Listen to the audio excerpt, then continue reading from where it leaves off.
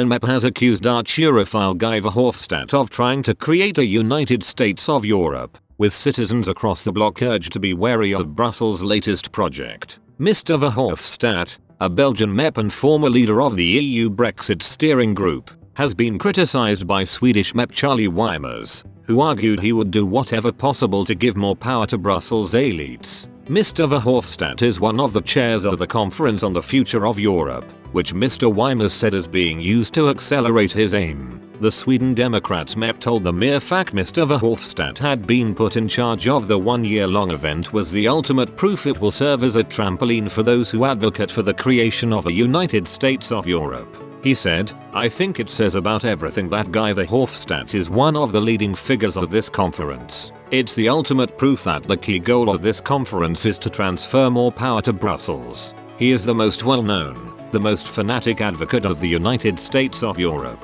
That's why I find a historical connection with the European Convention on the Future of the European Union 20 years ago with Giscard d'Estaing as the chair then, basically steering that convention the way he wanted to. And if you look at what Guy Verhofstadt is saying, he is already talking about making it easier to recruit people to be part of a political class in Brussels to be above other European citizens, to loosen the link between natural democracy and the power in Brussels. That's him.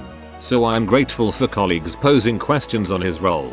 On Tuesday, Italian League MEP Marco Zanni also raised questions over Mr. Verhofstadt's role at the conference. Mr. Zanni argued he and his colleagues in the European Parliament will be wary of the Belgian MEP's agenda in steering the conference in a direction that could see more integration in the bloc. Mr. Weimers, who together with colleagues from Denmark and Finland asked the Commission to postpone the conference until after the resolution of the coronavirus pandemic, claimed his request was ignored and deemed not worthy of consideration.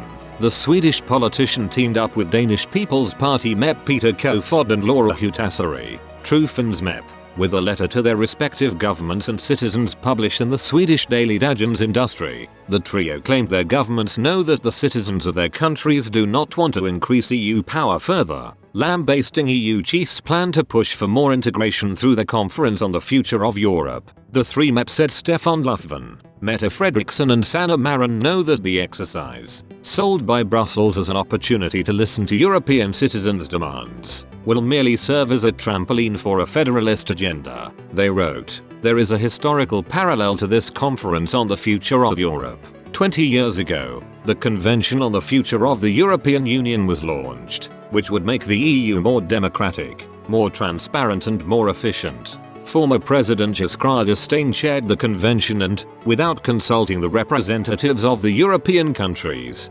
presented a draft constitution for Europe that buried all traces of intergovernmentalism in the EU treaties. This was rejected in referendums, but returned in a form described as the Treaty of Lisbon.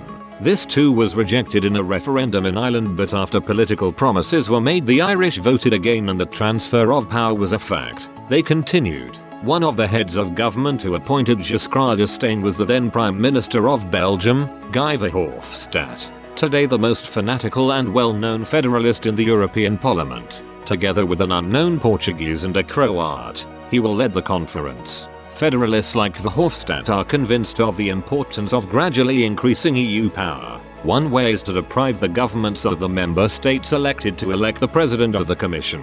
Common top candidates in the EU election and joint electoral lists in the EU election for parties at EU level are also on the wish list. Making EU elections more supranational reduces the link between member states' parties and citizens and will be used to legitimize further transfers of power. The conference was launched on the 9th of May, Europe Day, in Strasbourg and will last 1 year. Speaking at the opening of the conference, EU Commission President Ursula von der Leyen urged all participants to keep an open mind. She said, "We must ensure it is not an intellectual policy exercise or a closed political compromise. We should be honest that the conference is not a panacea or a solution to every problem. And we must listen to all voices, whether critical or complimentary, and ensure that we properly follow up on whatever is agreed."